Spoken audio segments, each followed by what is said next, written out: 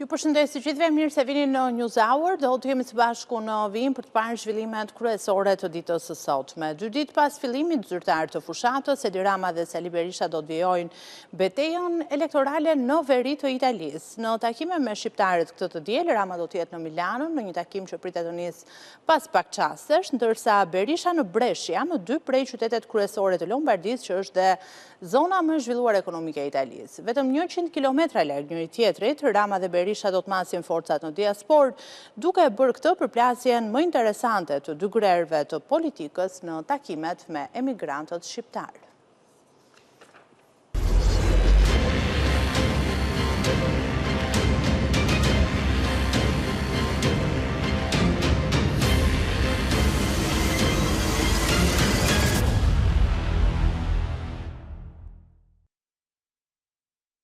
Dy ditë pas sheljes fushatës elektorale, Rama dhe Berisha do të masin forcat në diasporë.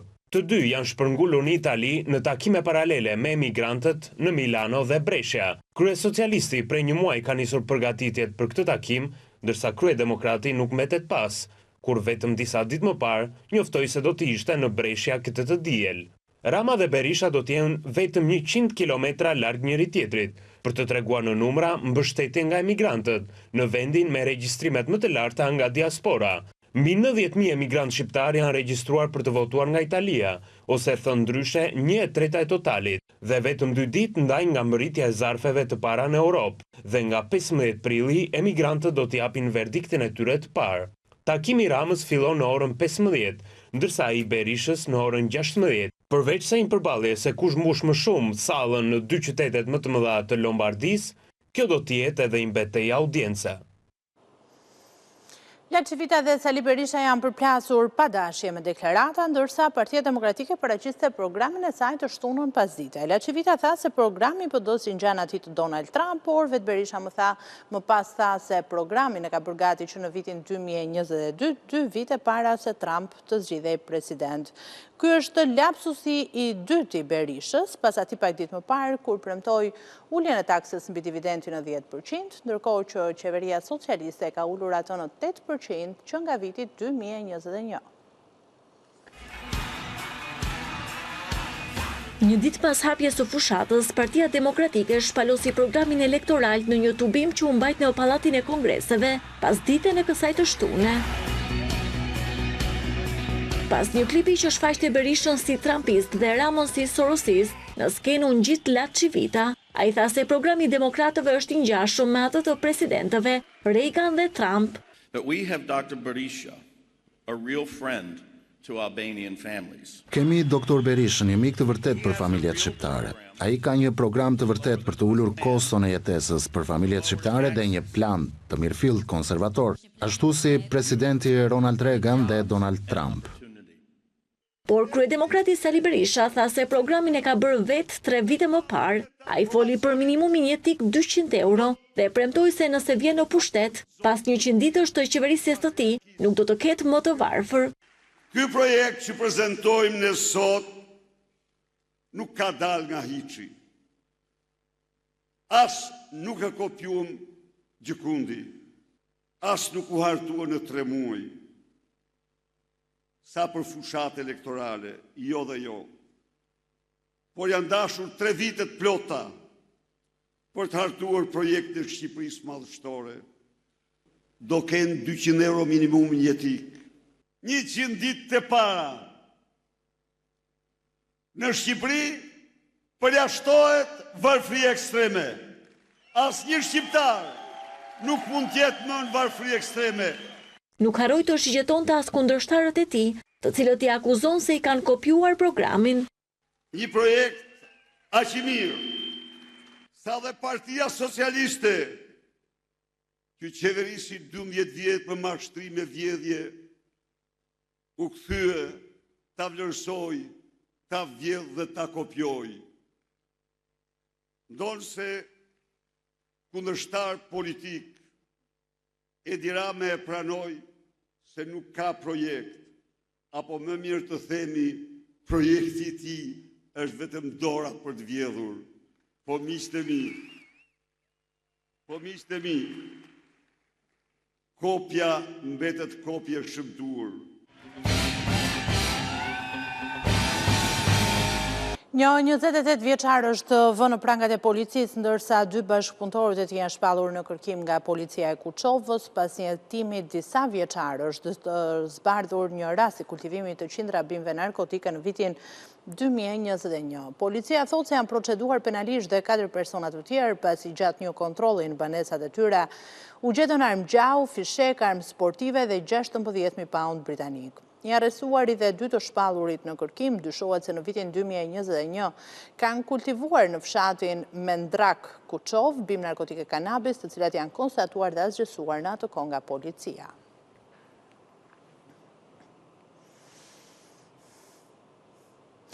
Përmes një plani të posaçëm për monitorimin dhe matjen e nivelit të zhurmës në lokale apo ambiente që gjenerojnë muzikë të lartë, policia ka nisur një aksion për parandalimin e ndotjes akustike në kryeqytet. Gjopat për subjektet e konstatuara në shkelje variojnë nga 2 deri në 4 milion lekë dhe në rast përsëritjeje deri në pezullim të aktivitetit. Si rezultati verifikimeve, një subjekt u gjobit me 3 milion lekë pasi operonte në kundërshtim me normat e përcaktuara ligjore për nivelin e zhurmës. Një aksidenti i rëndë është regjistruar në Kosovë në fshatin Jagod të Klinës. Treni ka goditur një automjet dhe si pasojë një person ka humbur jetën, ndërsa 2 të tjerë janë plagosur. Lajmin e ka konfirmuar dhe zëdhënësi i policisë për rajonin e Pejës, Fadil Gashi. Policia, zjarfikësi dhe ambulanca kanë shkuar në vendngjarje. Mjeku për një person ka konstatuar vdekjen në vendngjarje, ndërsa për të lënduarit e tjerë, ata janë dërguar për trajtim në emergjencën e spitalit rajonal në Pejë. Në vendngjarje janë edhe hetuesit e aksidenteve, është shprehur zëdhënësi i policisë. Ekspertët e teknologjisë ngren alarmin për pasigurinë në rrjetet sociale, ato bëjnë apel të kemi kujdes me blerjet online apo me pranimin e mesazheve mashtruese. Statistikat tregojnë se rritja e numrit të incidenteve me sigurinë kibernetike lidhet më së shumti me gabimet njerëzore. Një klikim në telefon apo kompjuter shpesh mund të bëhet shkak për t'ju vjedhur të dhënat personale apo parat në llogarin bankare. Statistikat globale tregojnë se mbi 90% e incidenteve me sigurinë kibernetike nisin nga një gabim njerëzor. Në një botë që lidhet gjithnjë më tepër përmes teknologjisë, specialistët tregojnë se si të mbrohemi. Për shembull, kur bëjmë një blerje online, duhet të jemi pak të kujdesshëm, të jemi të fokusit jetë domenet.al, sepse domenet.al janë ato që edhe monitorohen nga autoritetet. Të blejmë gjithmonë me një kartë debiti në thonjza me jo shumë gjendje, sidomos kur jemi fillestar edhe bën edhe gabime dhe keqbërësit mund të marrin kartën tonë dhe mund ta përdorin për blerje online. Shumica e sajteve duhet jenë me atë TTPS-n atje sipër, me atë drynin që tregon që siguria në këtë faqe të internetit është enkriptuar. Në sajte ku është PayPal-i, është e sigurt dhe mirë që të përdorni PayPal-i në shumicën e sajteve që janë ndërkombëtare dhe nuk i njihni, sepse PayPal-i mund t'ju kthejë parat brapa deri në 30 ditë. Sulmuesit sot shpesh nuk kanë nevojë të thyen kode, ju mjafton një mashtrim në rrjetet sociale. Më voto te ky linku, do të vini SMS dhe do më kthesh përgjigje. Çdo SMS që ju vjen nga media sociale, në asnjë mënyrë nuk do ta ndani me asnjëri. Mund të vjedhi social media-n tonë, Facebook-un, Instagram-in e tjerë radhë çfarë mund të kesh. Vetëm duket i nisur ti atë kodin me 6 shifror. Dhe dëshira për të ndihmuar shpesh mund të çojë në gabime. Nëse keni rënë pre një mesazhi në WhatsApp, mashtruesit mund të komunikojnë në emrin tuaj, por ndryshe nga sa ndodh me media të tjera sociale, llogarinë mund ta rimerrni shumë shpejt, ndërsa bisedat e mëparshme kanë mbetur vetëm në telefonin tuaj. Dërgim mesazhesh në formë phishing quhet, në formë peshkimi, që i bëhet përdoruesve që të nisin prapë të passwordin me 6 shifra një përdoruesi tjetër, por WhatsApp-i ka diçka që nuk mund ta marrë dikush aksesin në WhatsApp dhe të dy bisedat e tua. Sepse të gjitha të dhënat e WhatsApp-it ruhen në telefonin tënd dhe nuk ruhen në cloudin e Facebook-ut. Kështu që ose Metës, që është kompania që ka në pronësi. Kështu që edhe nëse bëni një gabim, ju mund ta rilogoni prap me të njëjtin numër me numrin tuaj dhe atë kodin që do ju vi përsëri të logoni prap dhe të aksesoni WhatsApp-in tënd. Në të kundërt nga mediat e tjera sociale që po të morën dhënat, çdo dhe dhëna jote është ruhet në serverat e medias dhe po të morë accountin, ka marrë gjithë historikun tënd e etj me radhë. Teknologjia sipas specialistëve është vetëm një mjet. Mënyra se si e përdorim është ajo që bën ndryshimin. Përgjatë ditëve të fundit, një trend që kthen imazhet në personazhet e animuar është bërë virale në rrjetet sociale, fenomen i përhapur nga ChatGPT. Por ekspertët e sigurisë ngren shqetësimin për ekspozimin e të dhënave personale. Ekspertët rekomandojnë të mos ngarkohen në këto platforma fotot me përmbajtje të ndjeshme apo shumë private, pasi mund të përdoren nga inteligjenca artificiale pa lejen tuaj. Një fenomen i pazakontë është bërë së fundmi viral në rrjetet sociale, nga do mund të shihni imazhe të kthyer në personazhe të animuara. Gjithçka është frymëzuar nga studio e famshme japoneze e filmave të animuar Ghibli. Fenomeni u përhap nga ChatGPT, platforma inteligjencës artificiale u mundson përdoruesve realizimin falas të imazheve. Por gjërat falas kanë edhe kosto. Ekspertët e sigurisë kanë ngritur shqetësimin se fenomeni nuk ka vetëm anët argëtuese. Sipas specialistëve, në momentin që fotot i jepen këtyre platformave online, humbet kontrolli mbi to. Por për çfarë mund t'i përdorë ChatGPT imazhet tona? AI përdor për trajnim, pra nëse 100 shqiptarë i dërgojnë foto për të gjeneruar një foto ilustruese, AI në këtë formë kupton tiparet e njerëzve shqiptarë, kupton se si shqiptarët janë, tiparet e tyre, mimikat e fytyrës, edhe kur AI t'i kërkohet një video me shqiptar, normalisht kur është përdorur në mas, AI do jetë më i trajnuar për të nxjerrë një foto që i përshtatet më shumë shqiptarëve. Përdorimi në mas i këtij trendi sjell ekspozimin e të dhënave personale, vendodjes apo imazheve sensitive, të cilat mund të jenë shumë private. Anët më të rrezikshme është që nëse pas 10 vitesh ne kërkojmë një foto, me gjeneron një foto ose një video me shqiptar në një autobus ose në një kafe, të shohim veten tonë në këtë video. Pra të përdoret imazhi jon pa lejen tonë. Edhe në fakt disa rrjete sociale, disa platforma tek kushtet dhe rregullat e tyre kërkojnë miratimin tonë për përdorimin e imazheve tona. ChatGPT është një platformë serioze, megjithatë, sipas ekspertëve, situata bëhet më shqetësuese kur përdoren aplikacione të panjohura për të krijuar imazhe animacioni. Rekomandohen që të mos ngarkohen në këto platforma fotot me përmbajtje të ndjeshme dhe shumë private, të cilat mund të përdoren më pas në rastet e tjera pa lejen tuaj. Çështja më problematike është kur ne përdorim foto që janë të jetës tonë përditshme, foto të cilat ndoshta nuk duam t'i bëjmë publike, dhe problemi më serioz bëhet kur këto foto gjenerohen nëpërmjet platformave që nuk janë shumë të njohura dhe janë të palëve të treta. Përveç fotove të gjeneruar që na kthen mbrapa, mund të ruhen edhe fotot tona origjinale në serverat e tyre, që mund të keq përdoren më mbrapa për shantazh. Ndërsa trendi vijon të jetë i përhapur dhe rrjetet sociale janë pushtuar me imazhet e animuara, përfshirë dhe personat publik, ekspertët nxjerrin në pa edhe anët pozitive të këtij fenomeni. Video që do gjenerohen në të ardhmen me AI do i përshtaten shumë shqiptarëve, pra do duket vërtet si një person shqiptar. E ndërsa shijojmë imazhin e studio Ghibli, me rëndësi është të sjellim në vëmendje se privatësia është e rëndësishme. Përdoruesit këshillohen të jenë të kujdesshëm me aplikacionet që zgjedhin për të realizuar këto imazhe. Ato duhet të jenë të njohura dhe të verifikuara. Shëndetjen e kemi vetë në dorë, sipas një studimi të fundit realizuar në më shumë se 2 milion njerëz, cili jetesës ndikon në jetë gjatësi. Mjekët rekomandojnë se mbajtja nën kontroll e veseve dhe zhvillimi i aktivitetit fizik ndikon në shëndetin afatgjatë dhe në shmangjen e problemeve kryesisht me zemrën. Sipas bluzave të bardha, një jetë e shëndetshme në moshën 50 vjeçare ju bën të jetoni më gjatë. Nuk është vonë për të ndryshuar mënyrën e të jetuarit, aq më tepër kur bëhet fjalë për shëndetin.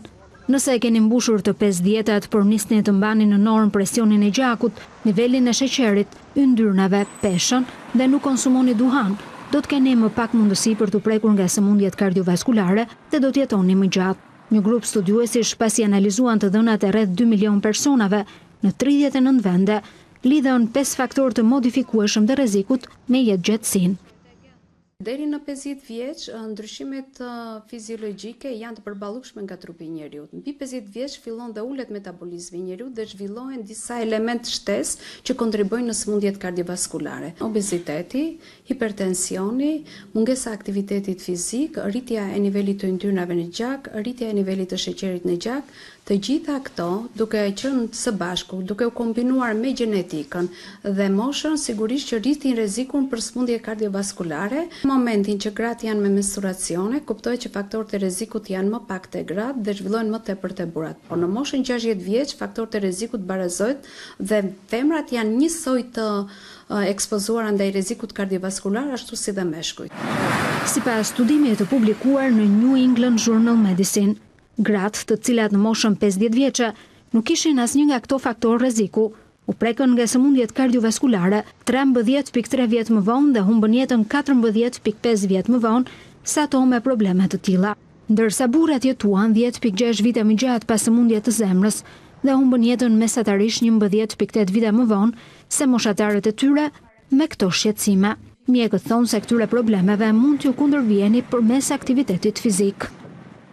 Aktiviteti fizik të një individ përmirëson qarkullimin e gjakut, si i tillë ai përmirëson shëndetin e tij fizik, mendor dhe social.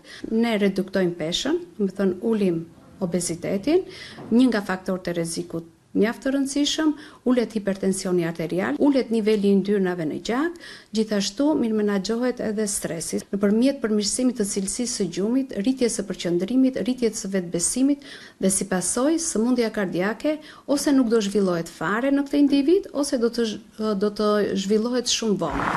Në përfundim të studimit, qëllimi i të cilit ishte të kuptonte se në çfarë mënyre dhe në çfarë mase këto 5 faktorë ndikonin në jetëgjatësi, specialistët arritën në konkluzionin se mbajtja në kontroll e tyre dhe veçanërisht e presionit të lartë të gjakut dhe lënia e duhanit mes moshës 55-60 vjeç të zgjat jetën. Prej 5 vitesh, 72 vjeçari nga Elbasani lufton me leuqemin. I moshuari e zbuloi sëmundjen nga një kontroll rutin, por përveç moshës, ai tregon se sëmundja e ka dobësuar duke i shkaktuar dhe lodhje të shpeshtë. 72 vjeçari ka 4 fëmijë, por në spitale shkon i vetëm pasi ka të gjithë jashtë vendit. Mendoj se ishin probleme të moshës, një lodhje shpeshtë dhe dobësi trupore, por nuk e kishte menduar kurrë se do të përballej me sëmundjen e rëndë të leuqemisë në moshën 67 vjeçare. Ibrahim Troka nga fshati i papër i Elbasanit sot është 82 vjeç dhe prej 5 vitesh lufton çdo ditë të jetës, luftë e cila i nisi nga një kontroll rutin.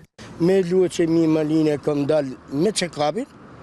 Pa ditë gjë, isha në prak pensioni dhe kisha debeles në trupi, edhe check-upin zori me leuqemi. Erdha këtu, bëra analizat, e kam 5 vjetë që unë vazhdoj me ilaçe. Një herë në 2 muaj, Ibrahimi paraqitet në qendrën spitalore universitare Nën Tereza për ndërrimin e kurës. Edhe pse ka 4 fëmijë të cilët jetojnë jashtë dhe brenda vendit, në spital Ibrahimin e gjejmë të vetëm. Për momentin jam në rregull, se unë kam kap leuqemi në fazën fillestare, jo të agravuar. Edhe vitet. Unë kam 2 djeme dhe vajza. As ma kam prish, bë që duesh më thot djale që kam Greqi, as më se vramerin, as më se qakukën. Pa mërzitesh. Thuaj se të gjithë jetën 72 vjeçari e ka kushtuar bujqësisë, jo vetëm në Shqipëri. Me ndërrimin e sistemit, Ibrahimi për shumë vite punoi si emigrant në vendin fshinj, në Greqi. Jo vetëm peshë e moshës, por edhe sëmundje e rëndë, thot Ibrahimi, ja pamundëson punën, edhe pse ai nuk reziston dot. Më ka penalizuar shumë, ka blloku, kam 4 vjet, nuk punoj më, s'punoj dot. Shtëpi, dali shumë me sheqerin, nga i cëpër, kaloj kohën. Kthehem për shtëpi për prapë, kaq. Kujdeset në pak shumë, bën një kraside, një rrullin, një diçka, më tepër mi bën djalin në mbikyrjen time.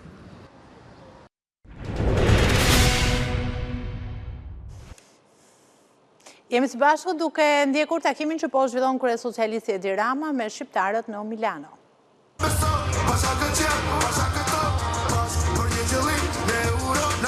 rregull, flak, bore dhe shi në përbreshur fortun, ka ca fytjes tu hi, gjithë bota po na shef që na pengu i harresës, jemi lot që thot jemi pesha e fortesës, na dojnë nën vete se jemi guri rakë. Përshëndetje Milano. Ju lutem, zini vëndet. Mirë se ju kemi gjetur. E mirë se na keni pritur, shumë faleminderit për këtë pjesëmarrje kaq madhështore.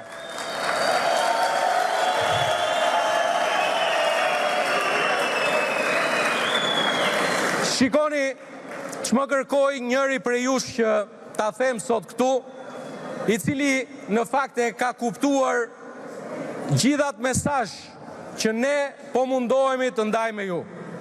Më dha pasaportën e tij italiane edhe pasaportën e vet shqiptare. Dhe më tha, unë do të votoj Edi Ramën dhe Partinë Socialiste sepse dua që pasaportën shqiptare ta kem një lloj me pasaportën italiane. Motra e vlezër. Motra e vlezër. A mund ta imagjinonit 10-12 vite më parë që do vinte një moment që t'ishim kaq afër që ne të marrim pasaportën tonë europiane, që ne ta shohim Shqipërinë tonë antare të Bashkimit Evropian në mandatin që do na jepni ju në 11 maj. Dhe pasaporta e Bashkimit Evropian është shumë e mundur nëse bëhemi të gjithë bashk në 11 maj dhe votojmë Partinë Socialiste, se vetëm Edi Ramën dhe Partinë Socialiste ne do t'ja dalim ta shohim Shqipërinë antare të Bashkimit Evropian. Me pasaportën europiane, vajzat e djemtë e Shqipërisë son do të mund të studiojnë në çdo universitet të Europës, pa u dashur të konsiderohen më si student ndërkombëtar, por student europian. Me pasaportën europiane, çdo shqiptare do të mund të ketë leje pune pa u dashur më histori pa fund 30 e ca vjeçare radhë për kuestura duke pritur për të marrë permesso di soggiorno apo si quhen ato lejet e tjera të punës. Prandaj është shumë e rëndësishme që të gjithë sot kuptoni diçka shumë të rëndësishme. E para, këto nuk janë zgjedhje siç kanë qenë të tjerat. Këto janë zgjedhjet më vendimtare sa i përket përfundimit të procesit të antarësimit të Shqipërisë në Bashkimin Evropian. Dhe këtu çdo vot ka rëndësinë e vet. Motra e vlezër në diasporë, unë e di që ju e keni ndarë mendjen për të votuar Edi Ramën dhe Partinë Socialiste. Por ka ende ndonjëri që mendon po e çoj votën këtu, po e çoj votën atje. As atje, as aty, as ke këta që gjoja shiten për të rinj, po janë më të vjetër se vetë bufi në qasje, do të kuptoni, atyre nuk i bëni do të asgjë. Maksimumi njërin prej tyre do të jepni një vend pune në parlament. Maksimumi njëri prej tyre do zgjedhet deputet. Tani më keni mua këtu që jam marrë gjithë jetën me numrat parlament dhe një numër në parlament nuk bën dot asgjë. Duhen 84 vota në parlament, jo 71, për të bërë punë. Dhe 84 vota do t'i ketë vetëm Partia Socialiste, fal votave të diasporës, fal votave të vlezërve motrave tanë, ku 100.000 janë vetëm këtu në Itali. Motra e vlezër, ju falenderoj me shumë zemër për gjithë këtë rrugtim që kemi bërë së bashku në gjithë këto muaj, jemi takuar në çdo cep të Italisë, na keni mirëpritur dhe po ashtu duhet ju falenderoj ju të Italisë sepse ju e thyt rekordin, i thyt të gjitha pritshmërit, plot 100.000 prej jush u regjistruan, por duhet që tani secili prej jush të lidhet me shërbimin postar, të vi zarfi tek shtëpia, ta plotësoni dhe më dëgjoni mua, mos shifni as majtas, as djathas, po mbajeni mund mes tek pesa, tek Edi Rama dhe Partia Socialiste. Tani e di që mezi po prisni, më jepni nderin të ftoj në emrin tuaj Kryeministrin e Shqipërisë Europiane, Edi Ramën.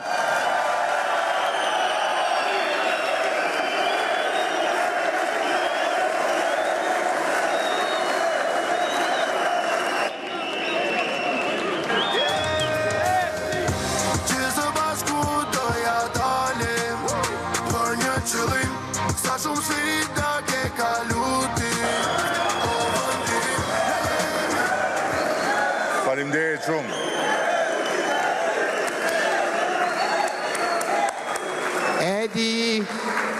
Edi, scusate, buongiorno. Edi, ciao, sono Alessio Tacchinardi.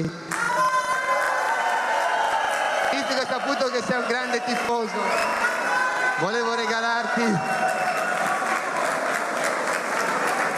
regalarti questa maglia e so che il 5 ti porterà grande fortuna. Grande.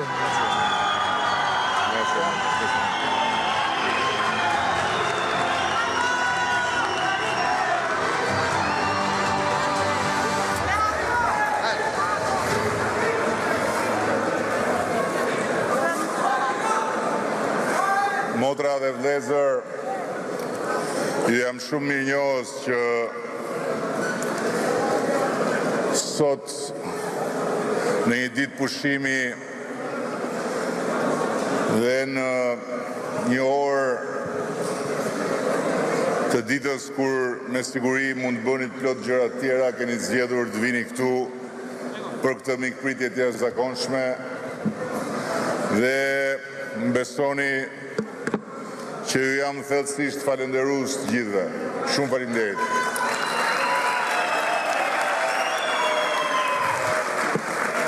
Është hera e parë në historinë tonë të zgjedhjeve që edhe ju, edhe të gjithë shqiptarët jashtë kufive do të kenë mundësi të zgjedhin pa pasur nevojë të vinë në Shqipëri. Dhe në vend se ju të vini në Shqipëri, jemi ne që vim tek ju dhe më vjen jashtëzakonisht mirë që edhe këtë siç zotuam në krye të herës e bëm realitet dhe tani çdo shqiptare që do të shprehet me votën e vet për drejtimin e vendit, ka mundësi ta bëj pa lëvizur nga vendbanimi i vet, kudo ku është jashtë kufive të Shqipërisë. Dhe ishte thënë që në të parat zgjedhje ku shqiptarët e Europës dhe të botës marrin pjesë, fati ynë, fati shqiptarëve të na sillte në një zgjedhje që është si një përballje përfundimtare me historinë tonë. Duke na dhënë ne, shqiptarëve të sotëm, shansin që me një vot t'ja ndryshtojmë për gjithmonë rrjedhën historisë. Parafituroheni vetëm me një vot. Një vot për të bërë histori, një vot për të ndryshuar kajen e historisë, një vot për të shënuar veten në histori secili dhe secila që do ta investojnë votën për ato që ne së bashku duam të arrijmë. Sepse këto zgjedhje janë tamam si një udhkryq mes një votim politik për partinë që do qeverisë 4 vite dhe një votim historik. Një votim historik për te partive për Shqipërinë që në 4 vite ne mund ta bëjmë zonjë antare të familjes bashkuar europiane.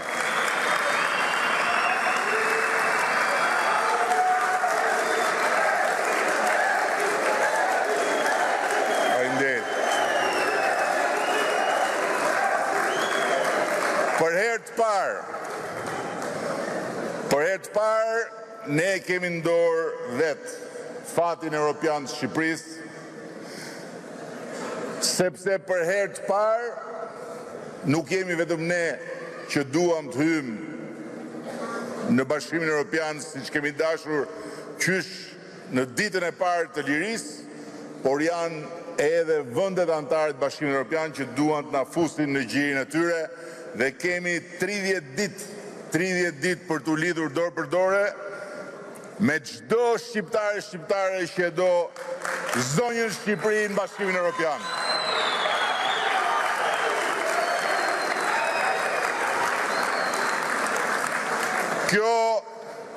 Kjo është e përpjeta e fundit.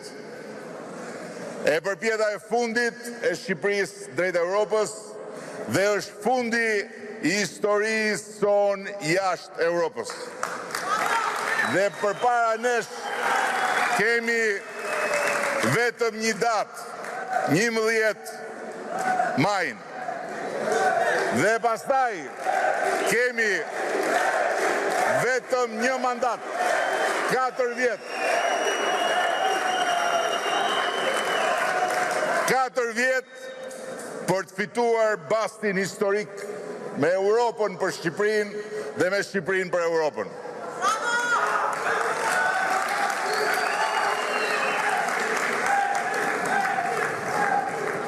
Të dashur miqtë e mi, sot është dita. Sot është dita e shqiptarëve.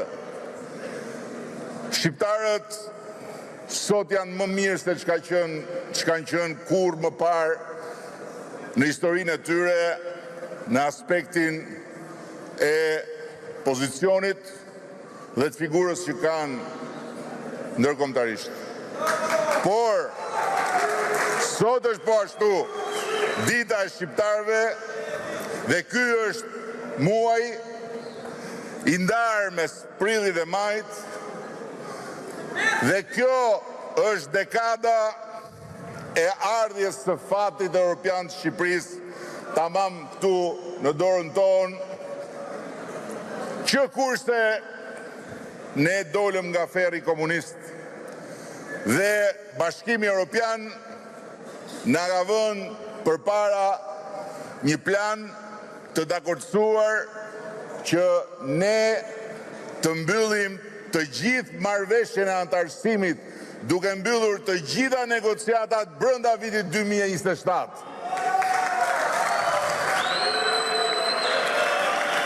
E pra,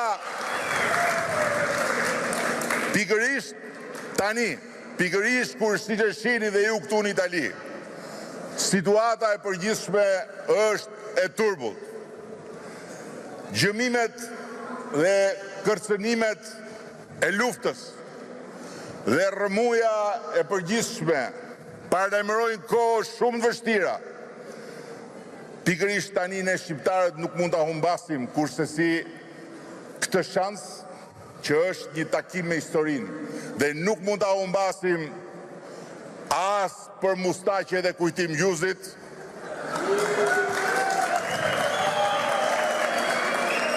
Dhe as për hallin personal të Buvit Kënetës që shihet nën mustaqet e kujtim gjuzit.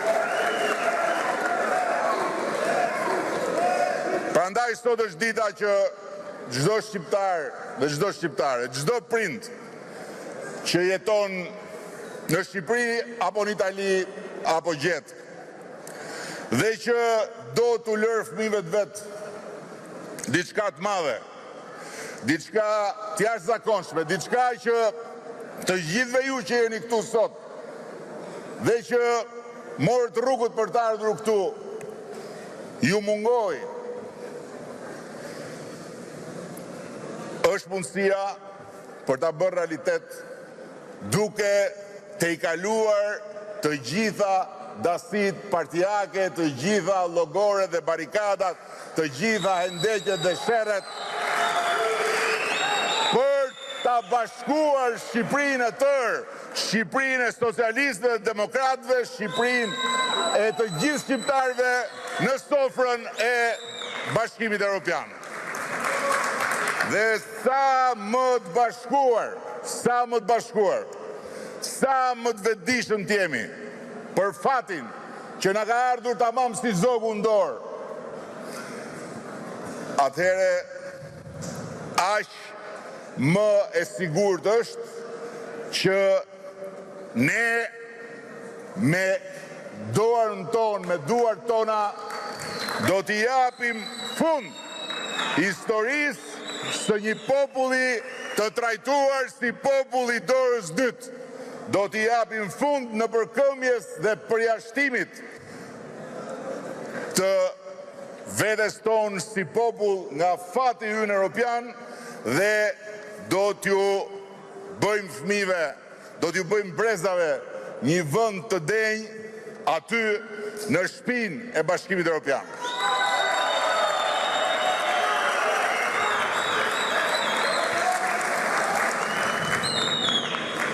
Miqtë e mi, Shqipëria sot është krejt ndryshe nga çfarë ishte kur ne morëm detyrën.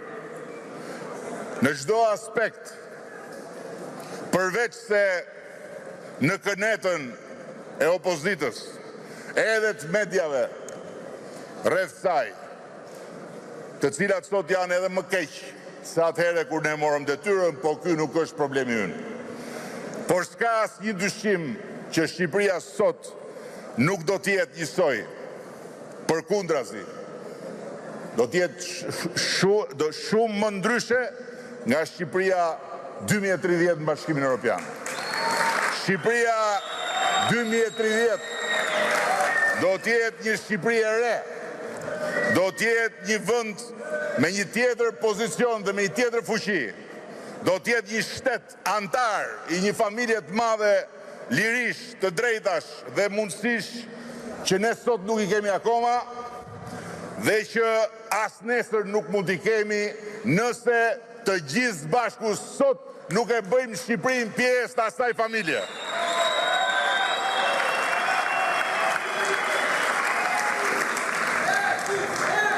Në atë familje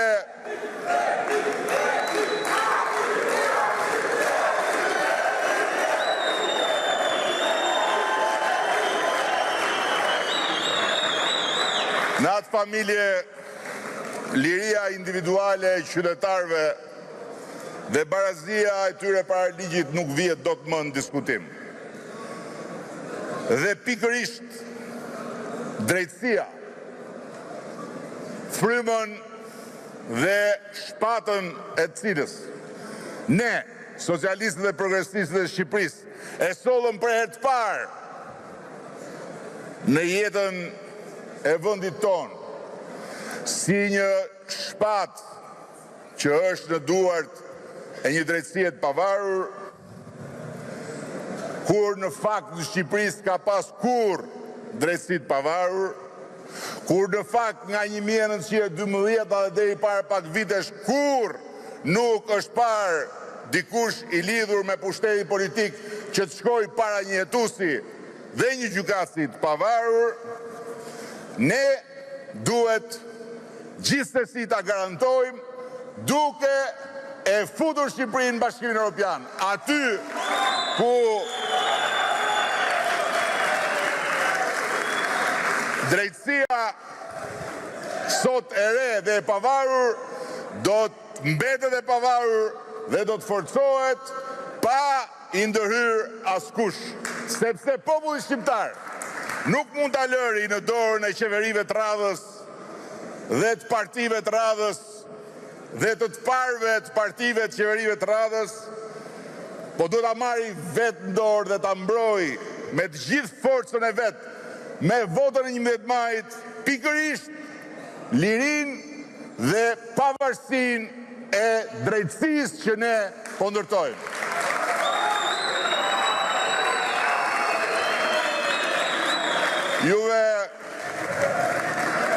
Juve i keni dëgjuar, i dëgjoni për ditë, ata që thonë që është kjo punë, si ka mundësi që këta guxojnë të kërkojnë votën, që këta guxojnë të kërkojnë një mandat tjetër, kur kanë gjysmën e qeverisë në burg. E vërteta është krejt ndryshe. Spari në këto vite, ne kemi pasur mbi 60 ministra dhe qindra kryetar bashkie e komune.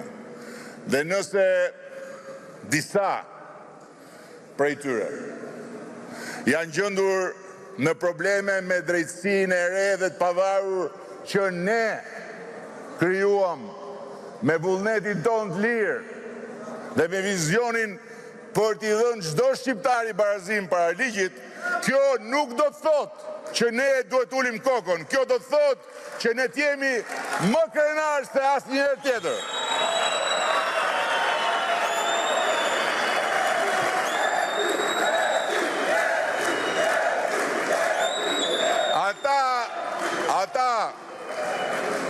Ata janë këneta që jo vetëm asnjëherë nuk i ka lënë drejtësisë radhë të thotë fjalën e vet.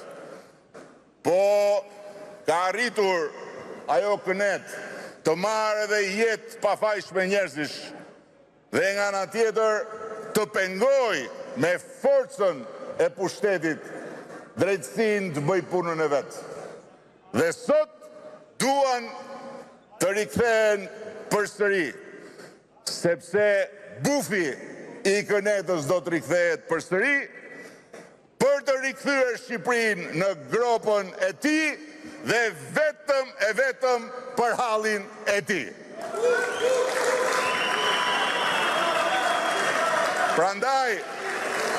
Prandaj dua që të gjithë më kuptoni, të më besoni dhe të më ndihmoni që këtë mesazh ta marrin sa më shumë shqiptarë dhe shqiptare.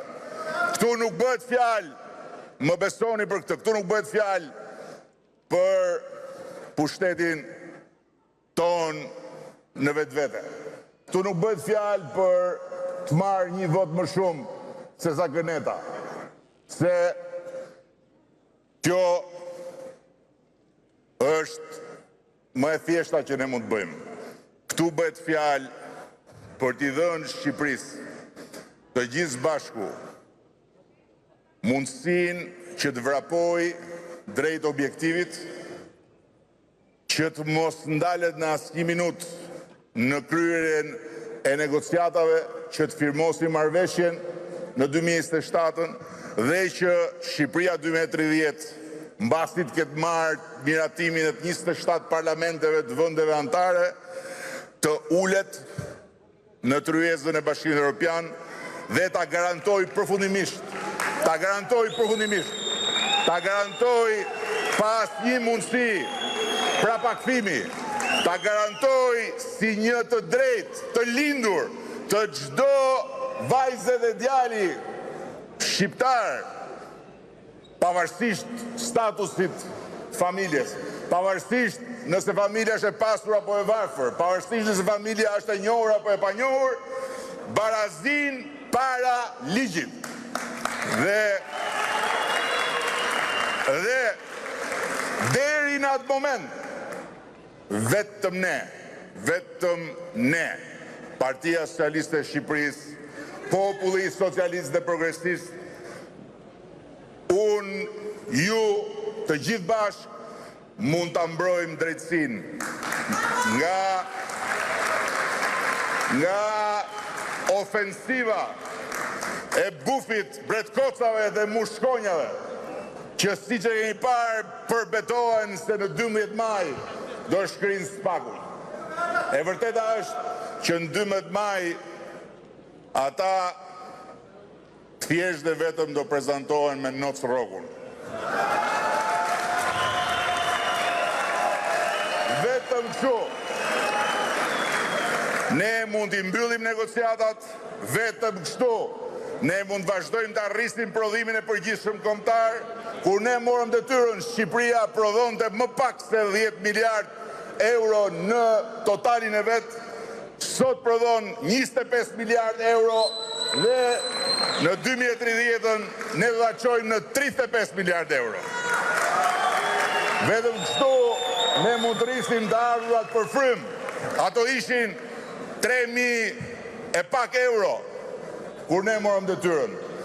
Sot janë 10.400 euro dhe në Shqipërinë 2030 ne do t'i çojmë në 15.000 euro. Vetëm kështu ne mund të rrisim pagën mesatare në sektorin publik që gjetëm para fituroheni. E gjetëm vetëm 370 euro. Sot e kemi quar 1.000 euro dhe në Shqipërinë 2030 do t'a çojmë të paktën 1.200 euro. Dhe kështu me radhë të gjitha së bashku, por ama nga ana tjetër të votosh për Shqipërinë 2030 në BE do të thotë të investosh për një Shqipëri të re në aspektin e drejtave dhe në aspektin financiar. Sepse me uljen në atë sofër të familjes së bashkuar europiane, Shqipëria do të ketë fal arkës përbashkët e asaj familje një buxhet solidariteti ekstra çdo vit.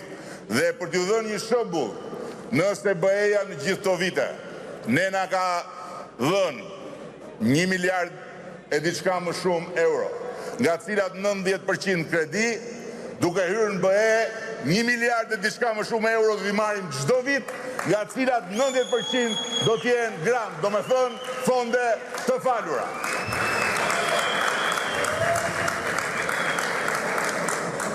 Dhe ajo që ka mbase rëndësi më drejt për ju është jo vetëm fakti që me hyrjen në Bashkimin Evropian, mundësitë tona si shtet, si qeveri, si buxhet, do t'jenë shumë më të mëdha për të mbështetur shumë më tepër njerëzit. Por me hyrjen e Shqipërisë në BE, gjithë secili, çdo shqiptar, çdo shqiptare kudo ku është, do të marrë pasaportën europiane. Dhe pasaporta europiane e BE-s nuk është një tjetër dokument udhëtimi. Nuk ngjan as në formë, as në përmbajtje me pasaportën që kemi sot. Po është një status. Është një status i ri qytetarie, una nuova cittadinanza. Një status që për ne si banor ndër më të vjetët e këtij kontinenti, që mbase si askush tjetër kemi ngrënë dynjan për të ngritur kokën dhe për të ardhur deri këtu, do të na jap mundësinë që me atë pasaport të kemi dinjitet të plot dhe të barabartë me çdo italian, me çdo gjerman, me çdo francez dhe me çdo tjetër. Dhe po ju jap një shembull thjesht. Ne bëm, ju e dini më mirë se sa të gjithë, bëm një përpjekje shumë gjatë që më në fund qeveria italiane t'i njifte pensionet tuaja. Dhe juve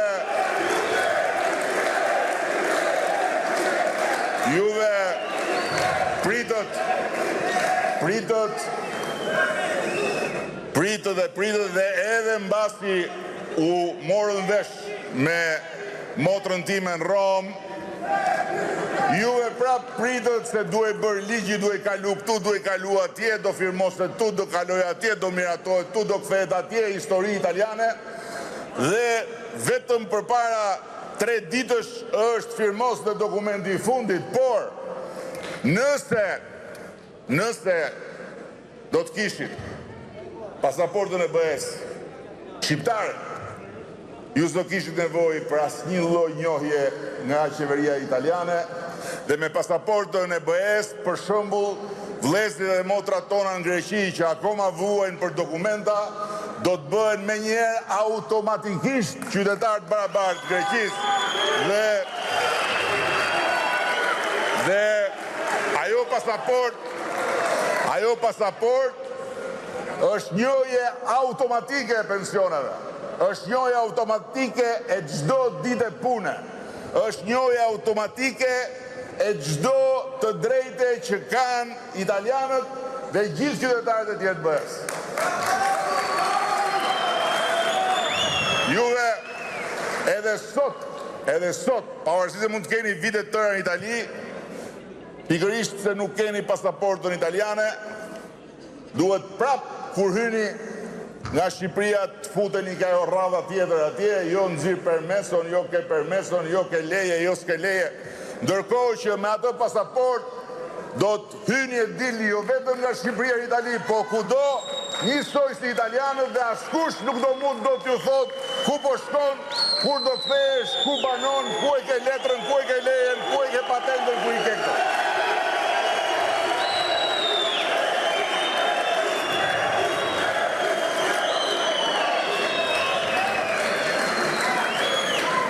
Miqtë e mi,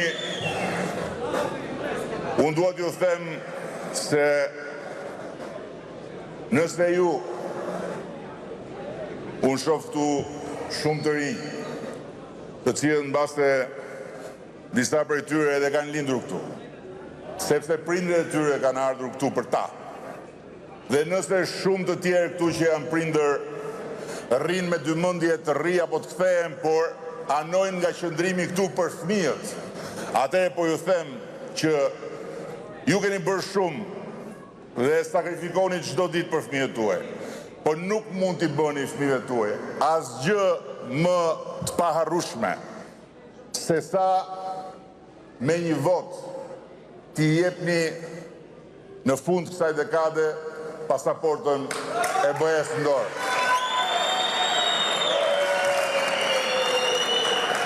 Sepse duke i dhënë atë pasaport, juve fëmijëve tuaj i jepni jo vetëm dinjitetin e barabartë me italianët, por i jepni një liri që përndryshe nuk e kanë dot.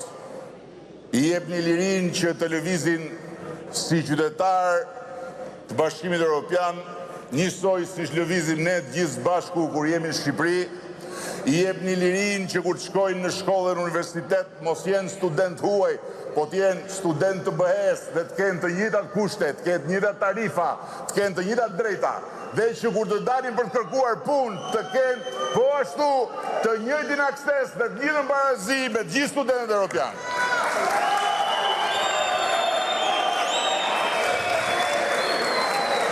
Atëherë, ajo që ju them unë, për të mos ju lodhur më gjatë me fjalime se jam i bindur që ju e më ndiqni edhe më keni si rob të shtëpisë. Edhe këto ditë deri 11 maj bëni kujdes kur të hapni frigoriferin se mos ju dalë edhe në frigorifer.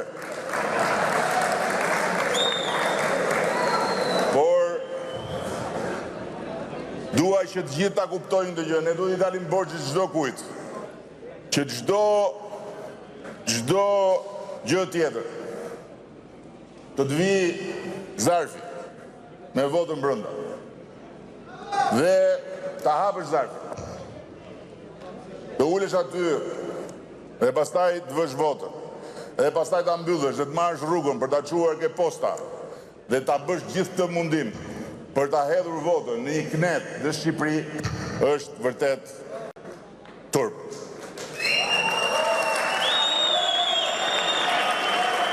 Pastaj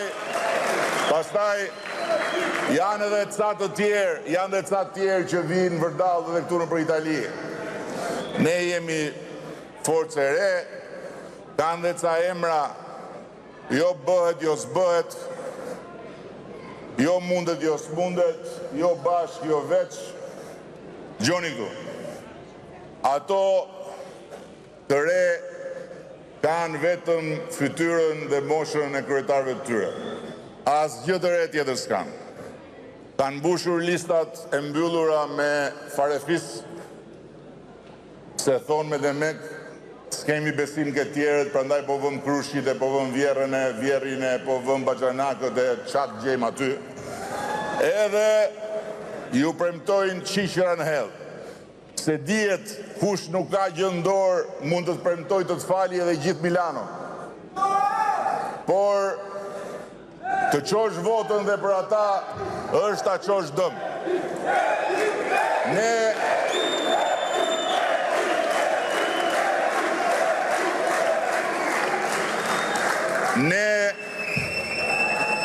na duhet të bëhemi një. Ne na duhet të bëhemi tamam si gishtat e kësaj dore dhe ne na duhet që ta vendosim vetë fatin Europian Shqipërisë, që mos harroni pikërisht në javën e fitores tonë, në 11 maj, të gjithë ne do votojmë dhe po atë javë, në 16 maj, e gjithë Europa, jo Bashkimi Europian, gjithë Europa, nga Londra në Ankara, nga Bakuja në Lisbon, nga Stockholmi në Athinë, nga Parisi në Kiev, do të zbres në sheshin Skënderbej, të gjithë udhëheqësit e kontinentit. Edhe do të zbresin edhe do futen në një tent madhe mu në vështrimin e Gjergj Kastriotit. Të gjithë, si kur në jenë parë. Sepse e tillë është Shqipëria sot. Ju në Itali e dini mirë. Si ishte deri dje thoshe albaneze, kurse sot nuk ka italian që nuk thot voglio venire in Albania. Dhe ne na duhet një fuqi e madhe, sepse ju thash, nuk na duhet një fitore aritmetike, na duhet një fitore popullore për t'i thënë të gjithë atyre që do vinë atë ditë, që populli shqiptar për 8 majtës e djathës, pa dallime partijake, në një shumicë më të madhe se asnjëherë ka vendosur përfundimisht që atë derën që na keni hapur, duhet ta mbani hapur, të mbarojmë negociatat dhe të hyjmë Bashkimin Evropian.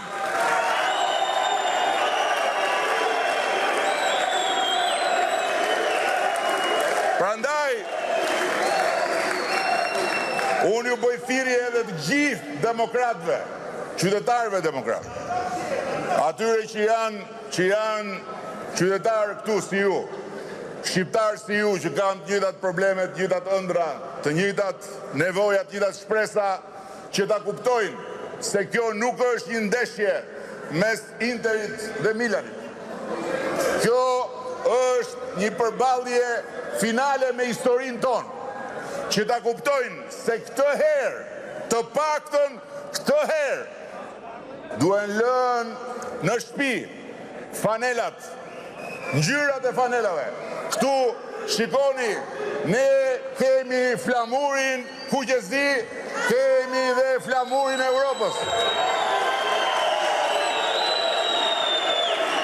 Kemi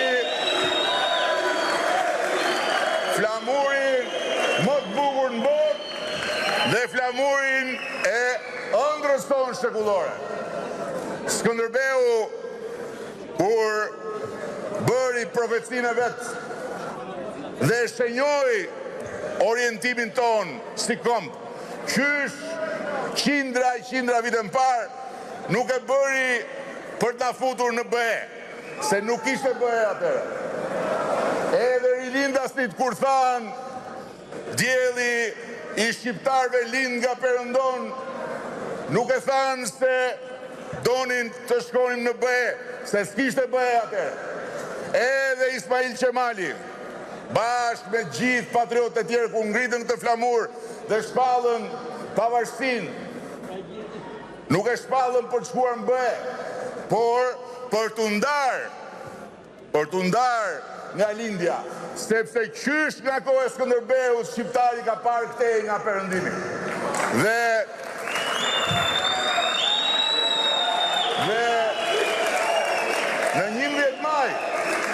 në 11 maj, fati e ka dashur që ta kemi në dorë, pikërisht sepse edhe BE-ja sot do që ne të jemi pjesë e saj. Por ajo derë që është hapur, nuk është hapur të rri aty hapur për gjithmonë, sa të mbarojmë ne historitë tona me këneta, e me bufa, e me buburreca, e me bretkoca. Ajo derë është hapur duke na thënë, keni 2 vjet kohë për të mbaruar të gjithë detyrat dhe hajeni brenda. Kështu që demokratët i pyes, mor çfarë do fitoni ju? Më shumë për veten tuaj, për familjen tuaj, për Shqipërinë, se sa çfarë na jep të gjithëve si komb, jo sot, po sot e për gjithmonë hyrja në BE. Çfarë do fitoni ju duke shkuar mbas Berihajit të një bufi plak që do të rikthehet për 3. herë, se herën e parë e shkatroi fare Shqipërinë. Herën e dytë e futi në një grop borxhesh që me zihen zorën. Herën e tretë tani është në grop vetë dhe thot hajdeni me mua t'ju fus në gropën madhështore.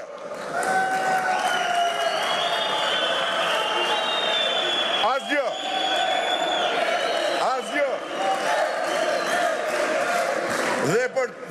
Dhe çfarë doni më, u them të gjithë demokratëve, nuk ju mjafton ajo që ndodhi me primaret. Primaret, ku bufi i nxori të gjithë dhe ju tha, vota juaj është ligj për mua. Edhe çfarë ndodhi? Kush doli i pari në primare, përfundoi thellë në barkun e bufit, u zhduk. I kullufitit gjithë. Asnjëri nuk la. A thua se ju tha dili t'ju shofi herë se kush nga ju ka vërtet vota që ta ha. Si mund të diskutohet më se cila është zgjedhja në 11 maj? Zgjedhja 11 maj është shumë e qartë. Shumë e qartë.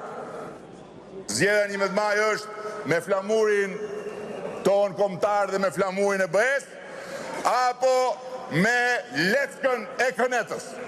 Kjo është zgjedhja. Dhe duke ju falenderuar jashtëzakonisht për mikpritjen, për mundimin për të ardhur këtu, për energjinë dhe për këtë emocion, unë ju them se në 11 maj do të kemi një fest të madhe për Shqipërinë Europiane dhe në 11 maj së bashku ne do të marrim fitoren më shëmbullore, jo për vete, jo për mua, jo për ju, po për mbar popullin, kombin, vendin, shtetin tonë. Shumë faleminderit.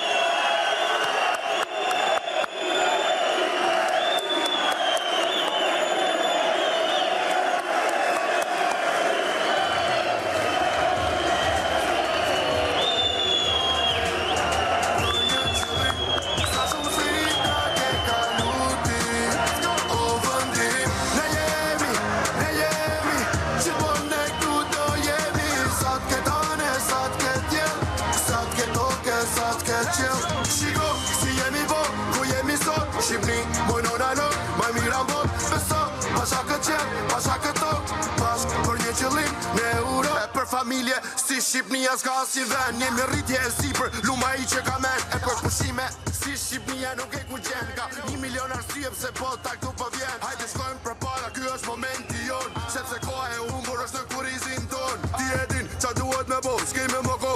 Jo nuk ka më u këthim raba shive si jemi bo. Inspirim për rini, s'është muzik për parti.